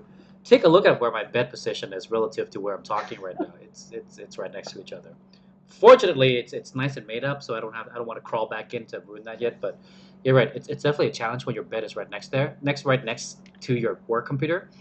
And I've invested a lot of money into like making sure my bed is pretty nice because I sleep on it now every day, all day. Sorry, not all day. A long time in the night. Which means that it's a perfect space for me to just crawl and be like, peace out, I have all this curtains all blacked out, can't see any of the lights. Very dangerous times to be having a work desk that's right next to your bed. That's very dangerous. Yeah, it อันตรายมาก is. There you go. And for your evening rituals, what are some of the stuff that you guys are doing to wind down these days? I'll give you one that I added in. This is totally unexpected, actually. Usually, I probably go out and eat with friends once or twice a week, which turns out all this time was keeping me sane. So one thing I started doing is like, I'll spend about 45 minutes every day at the end of the day, usually after dinner, where it's just like, I will do something that is purposely not productive, something that is a bit escapist. So that could be read a book, read some comics, it could be watch some Netflix, it could be play the video game, like just complete disconnect everything. Preferably take my brain and my mind to like some imaginary place that is not my apartment, not my condo, for 45 minutes, right? And that's like the start of my evening ritual. Then I go through the normal stuff, I brush my teeth, I usually stretch out a little bit, do a bit of light reading, dim the lights and all that kind of good stuff, and then go to sleep. I did not have to do that before, but after a month of being inside, I've had to do that. Otherwise that whole thing about sanity we were talking about. So with your purposely being unproductive, what are some of the stuff you've been doing to be unproductive? That's what I mentioned. I'll read a fiction book. That's play some unproductive. video games. Reading a book is unproductive. Well, fiction is. When it's fiction, it's unproductive. I'm not pulling. I'm not pulling out like a business book or something to read 45 minutes. So reading What's for the pleasure. like something reading like that. For pleasure. Yeah. Something to disconnect the brain from the fact that you just sat down in front of your computer in the same room for like 8-10 hours or whatever it is. Just anything to disconnect, right? To make up for the fact that like usually on a given week you probably once or twice go out and meet some people, or something like that. Cool. And for Win, what are some of the stuff that you do to chill ตอนเย็นช่วงนี้ทำอะไร ช่วงนี้ตอนเย็นก่อนจะเสร็จงานก็2 ทุ่มถามว่าทำอะไรคือริชวลตอนดึกๆก็ยังเหมือนเดิมแต่ว่าถ้ามีอะไรที่ลองแปลกใหม่ที่กำลังพยายามทำอยู่นะก็มีเรื่องของการหลอกความคิดตัวเองหมายถึงว่าเริ่มเขียนลงเราไม่พิมพ์บนคอมพิวเตอร์นะเขียนลงในสมุดเพราะเราก็ไม่อยากอยู่ในหน้าจอเยอะก็เขียนความคิดของเราเองเป็น journal แต่ว่าเราเขียนลงในสมุดจริงๆมันมีแอป journal เยอะมากเลยแต่สุดท้ายเราก็กลับมา back to basic เราลองเขียนลงดูดีกว่าแล้วเราก็ปิดทุกอย่างก็มีสัก 15-20 นาทีพอมันเขียนได้ก็มี on กับ off day แต่พอทำไปแล้วเดี๋ยวจะลองดูสัก 2-3 สัปดาห์เดี๋ยวจะดูว่ามันเป็นยังไงบ้างเพราะวันนี้เราก็เพิ่งเริ่มทำมาได้ประมาณสัปดาห์นิดๆเมื่อก่อนเคยนั่งเขียนแอปเดี๋ยวมาโน้ตอะไรนะ day one journal ก็เลยนั่งเขียนแต่เวลาเราพิมพ์กับเขียนมันก็ไม่เหมือนกันนะไม่เหมือนกันเวลาเราเขียนเราจะแบบความทรงจำคือเคยอ่านบทความนึงคือบอกว่าเวลาคือมันมีคำถามไงว่าเนี่ยอีกหน่อยการศึกษามันจะไปออนไลน์หมดแต่คำถามคือแบบ break คือทำไมมนุษย์ถึงเริ่มเขียนตั้งแต่ทีแรกเพื่อการสื่อสารจริงๆคือสมองแล้วมันวายคือมันเป็นเซนส์คือเราเรียนออนไลน์มันก็เป็นการดูมันก็การพูดแต่เซนส์คืออันนี้มันมี movement มาเกี่ยวข้องด้วยเลยสังเกตว่าเวลาเราเขียนอะไรเราจะจำได้ดีกว่าที่เราพิมพ์ จริงๆมีอาร์ติเคิลเรื่องนี้ค่อนข้างเยอะนะว่าแบบคือสุดท้ายอ่ะยังไงคนก็ต้องเขียนอยู่ดีแต่เพียงแต่ว่าแล้วแต่ทีนี้เรายังไม่รู้ว่าการเขียนในเขียนแบบสมมุติว่าเขียนบน iPad แล้วกันกับเขียนบนหนังสือจริงๆ difference มันต่างขนาดไหนที่จริงตัวเขียนหนังสือเราเริ่มจำได้ดีกว่าตอนที่พิมพ์นะจะเริ่มสังเกตแรกๆจำตอนเรียนหนังสือปริญญาโทกันได้ไหมช่วงนั้นเป็นช่วงที่เราจดโน้ตกันเยอะเนาะแล้วเป็นช่วงที่หลังจากที่มาเป็นผู้ใหญ่จริงๆอ่ะคือจริงๆการเป็นผู้ใหญ่แล้วทำงานแล้วอ่ะมันจะไม่ค่อยมีโอกาสได้มานั่งจดโน้ตอะไรเป็นเรื่องเป็นราวจริงๆจริงเพราะมันไม่ได้มีอะไรต้องบังคับเราต้องมาเรียนเป็นเรื่องเป็นราวเนาะแต่ตอนที่กลับไปเรียนปริญญาโทผมรู้สึกเลยว่าเฮ้ยท็อปิกมันแบบมันใหม่เว้ยมันเรื่องที่เราไม่รู้มาก่อนเพราะฉะนั้นถ้าเราอยากจะแบบจะเรียนแล้วเพื่อจะสอบหรือเพื่อจะแบบตั้งใจเรียนจริงๆอ่ะมันต้องจดโน้ตพิมพ์ยังไงแบบโดยเฉพาะเรื่องเลขนะพิมพ์ยังไงก็ไม่ทันเวลาเขียนสูตรเขียนอะไรพวกเนี้ยใช่ใช่ใช่ใช่แล้วรู้สึกเลยว่าตอนที่เขียนหนังสือมันจำทุกอย่างที่เราเขียนได้มากกว่ามานั่งพิมพ์เป็นเรื่องเป็นราวมากแต่ยังไม่ได้อ่านอาร์ติเคิลนะแต่รู้สึกเลยว่าเฮ้ยแตกต่างค่อนข้างมากแล้วอีกอย่างหนึ่งคนเวลาจำอะไรจะจำเป็นภาพจะจำเป็นตำแหน่งอันนี้เป็นอีกหนึ่งสาเหตุที่ตอนหลังเวลาเราอ่านหนังสือเมื่อก่อนมันก็มีช่วงนึงอ่านหนังสือไปอ่านบน Kindle พออ่าน Kindle สักพักกลับมาซื้อหนังสือใหม่ดีกว่า back to basic เพราะว่าหนังสือเวลาจับคือมันมี text มันมีเราได้สัมผัสแล้วเวลาเราจะค้นหาอะไรจากหนังสือเราจะสามารถโลเคทมันได้ทันทีว่ามันน่าจะอยู่ประมาณส่วนนี้ของหนังสือแต่ถ้าอ่านบน Kindle อ่ะมันอยู่ตรงไหนของคือสมมุติว่าเราเห็นเฟรสเนี่ยโอ้อันนี้ชอบมากมันอยู่ตรงไหนวะยกเว้นว่าแต่คือถ้าสมมุติว่าเราเซฟเอาไว้มันก็อีกอย่างนึงแต่คือสุดท้ายพอเรา move เพราะว่าปกติเราทำงานเราทำบนคอมอยู่แบบเกือบ 100% แล้วพอเราก็ต้อง take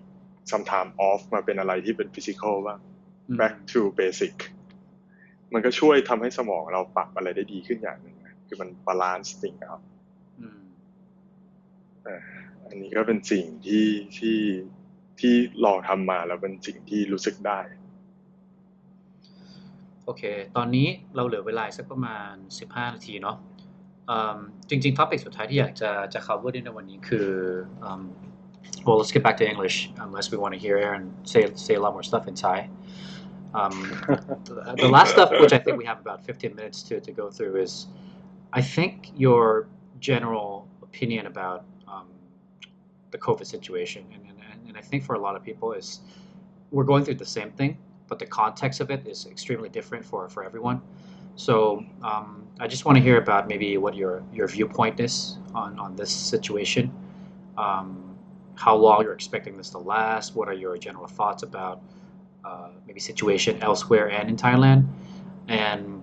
what are some of the lingering things that we might be able to see even after this had blown over? So we'll go ahead and we'll start with Aaron first. Yeah, so I've been tracking mostly the US, Australia, and Thailand. That's where I have friends and family. And all three countries have handled it quite differently, obviously. All right, let's leave the US and Australia out of this, but let's focus on Thailand. That's mostly going to be people listening to this. Do I think the official numbers are real? Probably not. Right, but I don't think that's like malicious or anything. I think that's just we don't kind of thing. I did find it curious that we had testing numbers from the government released a couple of days ago, like how many tests we've done a day and stuff, and they were actually doing quite well. And then magically today that all disappeared and nobody can find them anymore. You mean the data's gone? They went back and changed all the reports and removed all that data. Oh, interesting. I know because I screen capped the data and sent it to some friends who wanted to see. And then that's magically gone now. So, yeah, I don't know what's happening there. But look, as long as they're testing, as long as they're doing all the right things, isolating people and stuff like that, and I say this as someone who has zero background in medicine or epidemiology, I think we'll be fine, right? Like, this is going to end. The opinion of all my friends who are doctors both here and overseas, is that the only way this really ends is with the vaccine. Yeah. And the time to give it to everyone. Until then, life's going to be different as we know it, right? And in between then, look, when this first happened, I got on a call with one of my friends who works in the States. He works for Goldman in New York, and he was like,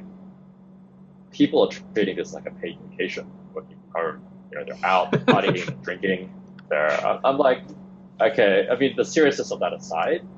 I think people are really missing out here, right? Like, here's a chance where you have so much freedom for the first time in your life. For a lot of people, actually do something, right? Like, start that fitness hobby, start eating right. You got a side hustle or hobby you want to do it. Right now is like the perfect time to do that, where you're shut up in your house. Where you don't have to commute every day. You don't have to do all this, sit in an office chair for 10 hours and stuff. Right now is like the perfect opportunity, and people are just wasting it by not doing anything. I think that's a shame. Right? As to how it's going to affect daily society going forward. I mean, we talked about work from home. Hopefully that stays a bit more. Hopefully people realize, and business owners start to realize, that it's better for everyone. We just have more of that. Wider society stuff. I dreamt up a pretty funny dystopian scenario last night, where literally every time you leave and enter a part of the city, it would be through a medical checkpoint, and they check you for COVID. It's probably something out of a Philip Dick novel, but who knows? Maybe we might get to that point one day where they lock down Bangkok and be like, hey, if you want to come in, you've got to quarantine for 14 days first, like an army camp or something. I hope we don't get to that point. I hope the government here and the rest of the world figures it out. We get a vaccine, it gets fairly distributed around the world, and life goes back to fairly normal, like it has in China. I hope we get there. Time frame. Look, if Thailand's numbers are really what they are, as we're recording this, it's about 100 people a day being tested positive. Yesterday, before they wiped the numbers, supposedly we tested 7,000 people a day, right? Which is not bad. Considering a week ago we were only testing about 400 people a day. So if they test 7,000 people, they only found 100 people. That's a pretty low percentage, which means it's really not that bad in Thailand. Which means that things may go back to some semblance of normal in a couple of months. Right. I'll contrast that to Australia, where they are testing extensively and the numbers just keep going up. They're thinking it's going to last until the end of the year. Right? People are home, and they just think it's going to get worse, but they're going to shut a lot of businesses and just be no office buildings.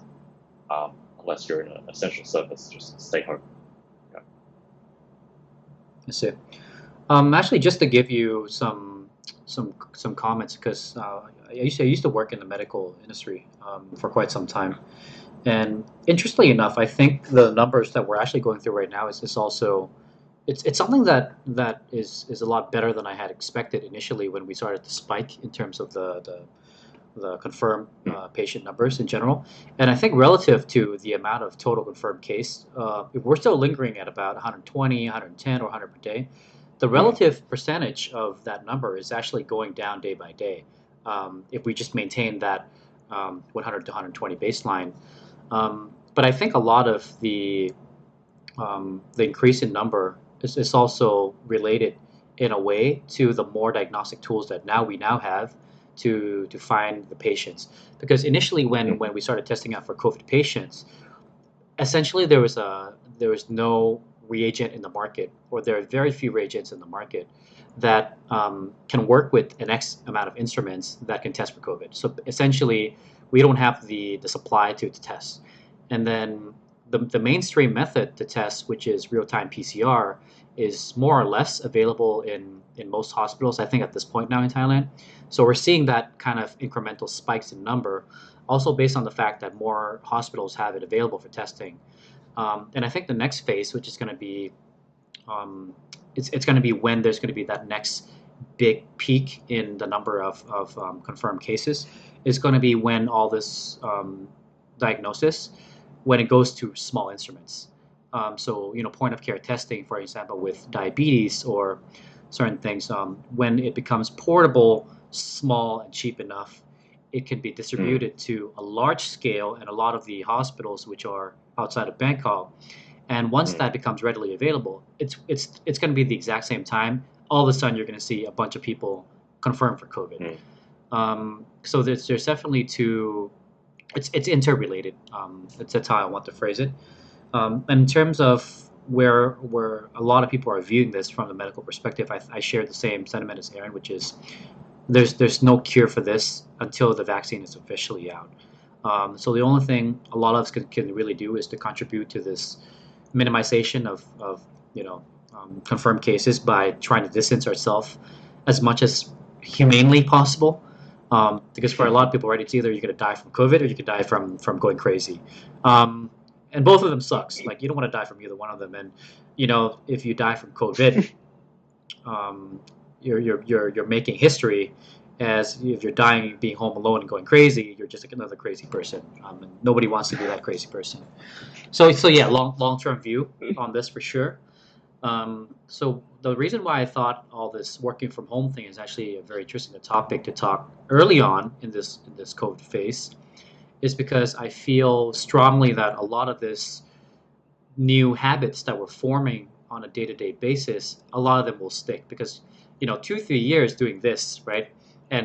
in the case that Win mentioned before, people talk about all this stuff like cannot do, ทำไม่ได้ all this stuff, right? And all of a sudden, right? เฮ้ยมันทำได้ so when we go back to no choice ต้องทำ yeah, when we go back to ปกติแบบชีวิตปกติ like and you say to your staff like let's go back to work, like I'm sure a lot of people are going to be ecstatic, right, about oh my god, like จะได้กลับไปทำงานจะได้เจอเพื่อนจะได้ไปเม้ามอยกัน it's like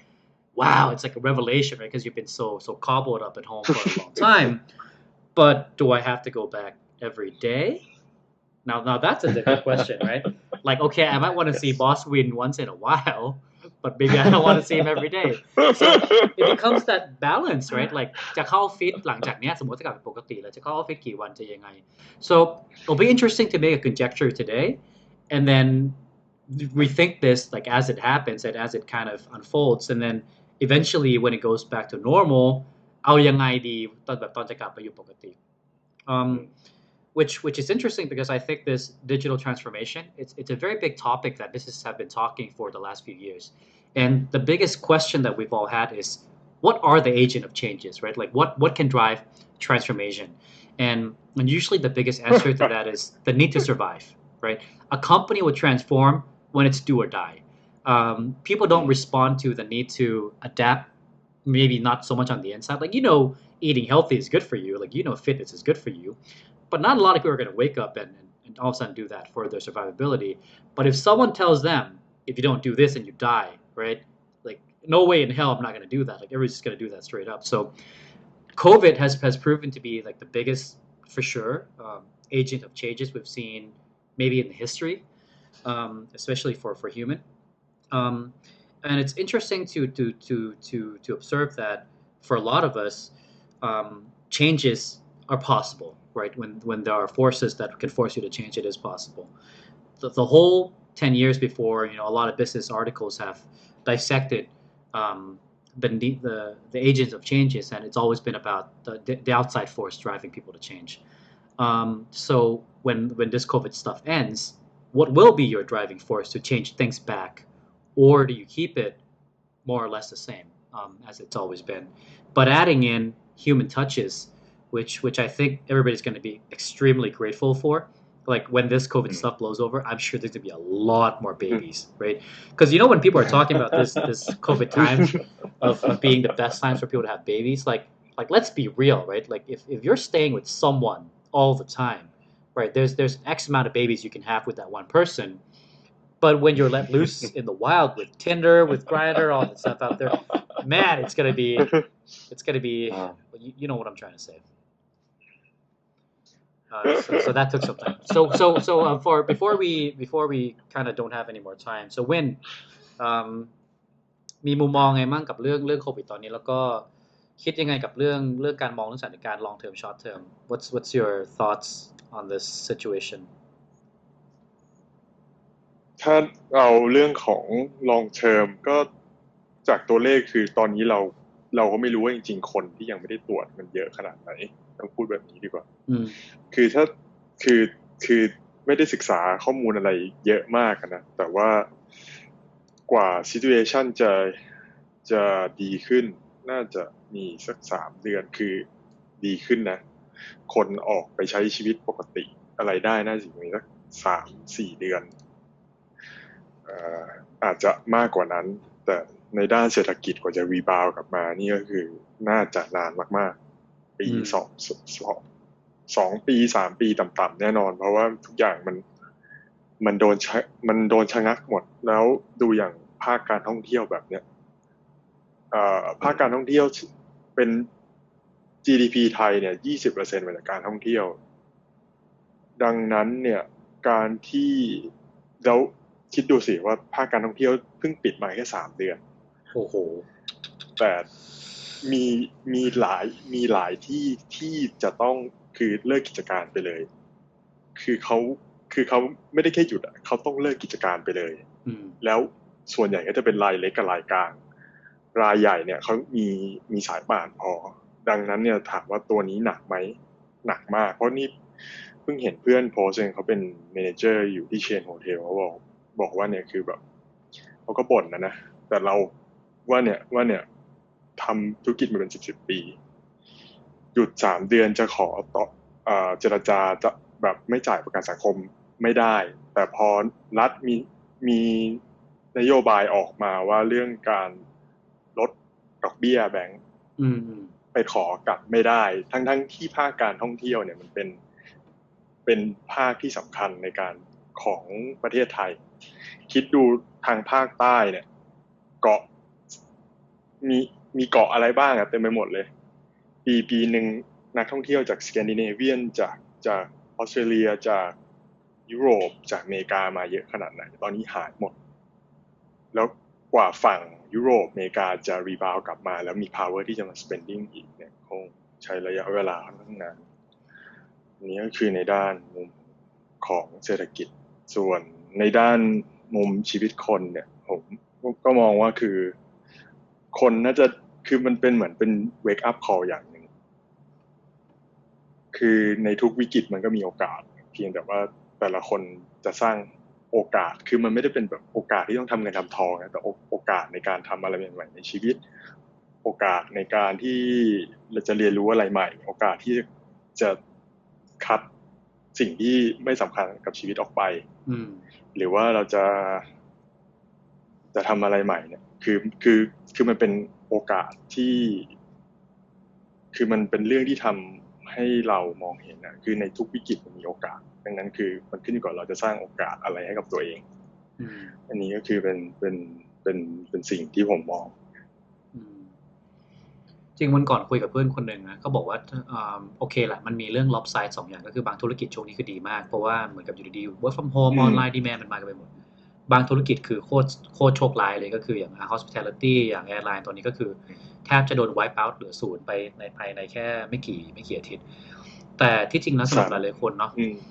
อยู่ดีๆมันกลายเป็นว่า level playing field ตอนนี้มันเริ่มเท่ากันมากขึ้นแล้วเพราะอยู่ดีๆผู้เล่นใหญ่ผู้เล่นเล็กมันหลายๆคนต้องมาเริ่มจากศูนย์ใหม่เหมือนกันหมดเลยคือสมมติว่าอยู่ในอุตสาหกรรมที่อยู่ไม่ได้มันไม่มีดีแมนด์แล้วอะแล้วอยู่จะตอนนี้คือมันชัวร์อย่างหนึ่งแล้วคือโอเคถ้าอยู่โรงแรมใช่ไหมโรงแรมค่อยเริ่มปิดตัวอยู่สายการบินไม่ต้องพูดถึงก็สั่งห้ามบินกันสักพักแล้วก็คืออยู่จะทำอะไรอะคราวเนี้ยพอ level playing field มันเท่ากันหมดแล้วทุกคนมันมี2อย่างเหมือนกันคือ2มือ2ตีนกับเวลามันมีเหมือนกันหมดทุกคนอยู่จะเอาเวลาตรงเนี้ยมาพลิกตัวเองยังไงแล้วเอาตรงนี้มาอาจจะต้องมา reskill อาจจะต้องมาอะไรมากขึ้นกันเองโดยที่คำตอบว่ามันจะมีคนหลายคนชอบถามกันอยู่มาตอนนี้คือเฮ้ยเอางี้อุตสาหกรรมกูตายแน่นอนละอยู่ไม่ได้ทำอะไรกับชีวิตดีวะซึ่งอันนี้ก็เป็นอีกอย่างหนึ่งที่อาจจะต้องมา explore กันในเอพิโซดต่อไปเพราะว่าทุกวันนี้คุยกับหลายคนเนาะมันตอนนี้ฝุ่นมันยังไม่ค่อย settle dust มันยังไม่ settle down มันยังไม่ settle ให้เราเห็นมากพอว่าเฮ้ยตอนนี้มันมีบาง opportunity ที่ค่อนข้างชัวร์แน่นอนแล้วส่วนใหญ่เนี่ยมันจะเกิดสถานการณ์ที่มันมี lopside เรื่องของ demand กับ supply แล้วเราต้องพยายามไป fulfill เรื่องของ supply กับ demand ที่มันเกิดขึ้นตอนนี้โอเค e-commerce มันแน่นอนแล้วพวก Grab พวกอะไรตอนนี้มันมาแน่นอนหมดแล้ว but as time goes on คือคนเรามันจะหยุด productive ไม่ได้เนาะคนเราจะหยุดแบบอยู่เฉยๆไม่ทำอะไรมันเหมือนกับตอนที่ช่วงแรกคนเริ่ม work from home Aaron บอกว่าคนก็เริ่ม treat ว่ามันเป็น luxury อย่างหนึ่งก็คือโอเคเหมือนกับ vacation เริ่มอยู่บ้านเริ่ม enjoy Netflix คือคนเรามันจะอยู่บ้านดู Netflix ได้สักกี่วันมันจะดูซีรีส์เกาหลีได้สักกี่เรื่องจนกระทั่งดูซีรีส์รู้สึกว่าแบบกูไม่ไหวแล้วอะมันเหมือนกับตอนเด็กๆใช่ป่ะเรากินบุฟเฟ่ญี่ปุ่นครั้งแรกเคยตอนแรกๆจำได้เลยไปกินอะไรกันกินโออิชิกันใช่ไหมสมัยก่อนเด็กๆต้องไปกินโออิชิบุฟเฟ่ใช่สมัยก่อนตอนพ่อแม่พาไปกินโออิชินะจะแบบแม่งโคตรโชคดีเลยเว้ยวันนี้แม่งได้กินโออิชิแล้วจะทำอะไรยัดแต่ปลาดิบยัดแต่แซลมอนยัดแต่ปลาสีขาวชื่อเลยว่าจำไม่ยัดแต่ปลาเพราะว่าเรารู้สึกว่าเฮ้ยของพรีเมียมของแพงบุฟเฟ่ต้องกินให้อิ่มถามจริงๆเหอะกินโออิชิได้สักกี่มื้อมันก็คล้ายๆกันเนาะเลยตอนเนี้ย realization มันชัดเจนมากแล้วมันอยู่อย่างเงี้ยไม่ได้มันต้องลุกขึ้นมาทุกวันแล้วเราต้องทำอะไรสักอย่างซึ่งก็หวังว่าวันนี้นะครับในเรื่องของหลายๆอย่างที่ได้ฟังไปอย่างเช่นเรื่องการทำ morning ritual อยากให้ทุกคนเริ่ม pick up บางอย่างที่มันเริ่มเป็นแรงผลักดันให้เราได้ทำอะไรในอนาคตมากขึ้นกับ2คือวันนี้ทุกคนหลงทางหมดนะครับแล้วการที่เราหลงทางเนี่ยมันไม่ได้แปลว่าเราจะต้องอยู่ในสภาวะที่หลงทางตลอดไปแต่การหลงทางเนี่ยมันแปลว่าเราควรที่จะเริ่ม explore หลายๆอย่างมากขึ้นแล้วเริ่มมองหาทิศทางว่าอะไรมันเริ่ม settle ลงมันเริ่มมีโอกาสในชีวิตทางไหนแล้วช่วงนี้โอกาสทุกอย่างมีค่าหมดนะครับคนที่เรียกว่ามีงานอยู่ก็ถือว่าตอนนี้ยังโชคดีมากๆแต่ใครก็ตามที่รู้สึกว่าตอนนี้เริ่มมีเวลากับมีความคิดที่อยากจะพลิกตัวเองมาทำอะไรมากขึ้นแน่นอนการ explore ไม่ใช่เรื่องของตลาดอย่างเดียวแต่คือการ explore เรื่องของตัวเองเราเก่งอะไรนะครับจริงๆหลายๆคนก็ต้องบอกว่าเราก็เริ่มมาจากการที่ core skill เราก่อนเนาะเราเก่งอะไรแล้วก็ค่อยๆเริ่มพลิกกลับมาเอาสกิลตรงนั้นน่ะไปเป็นการทำงานแต่การจะรู้ว่าเราเก่งอะไรไม่เก่งอะไรมันก็ต้อง explore นะครับมันก็ต้องตื่นขึ้นมาแล้วก็ต้องเอา2มือเราเนี่ยแหละไปลองทำนู่นทำนี่อาจจะเริ่มจากบางคนเนาะอาจจะเริ่มจากทำอาหารที่บ้านไปมาทำกินเองเฮ้ยมันอร่อยเว้ยเปิดร้านได้บางคนอาจจะเริ่มเรียนการทำโคดดิ้งออนไลน์แล้วปรากฏว่าเฮ้ยเราเข้าใจเว้ยว่ามันโคดดิ้งยังไงมันก็ไม่ได้ยากเท่าไหร่อะไรอย่างเงี้ยนะครับก็หวังว่านะครับหลายๆคนที่มาฟังในเซสชั่นวันนี้จะได้ข้อมูลดีๆจากนะครับแขกรับเชิญของทั้ง2คนวันนี้นะครับคุณแอรอนลินแล้วก็คุณอาสารวณิชกิจนะครับส่วนนะครับมีใครที่มีคอมเมนต์หรือมีคำถามอะไรเพิ่มเติมนะครับเดี๋ยวเรามาคุยกันต่อใน YouTube แล้วก็ฝากคำถามไว้ในคอมเมนต์ได้เสร็จแล้วเดี๋ยวจะส่งคำถามไปให้ทั้ง2คนนี่แหละครับแล้วก็เดี๋ยวค่อยมาคุยกันต่อในเซสชั่นต่อไปเนาะโอเควันนี้ก็นะครับจะบ่าย 3ละขอบคุณมากนะครับสำหรับแขกรับเชิญทั้ง2คนวันนี้ที่มาร่วมรายการกันนะครับแล้วก็ good luck and stay safe with the COVID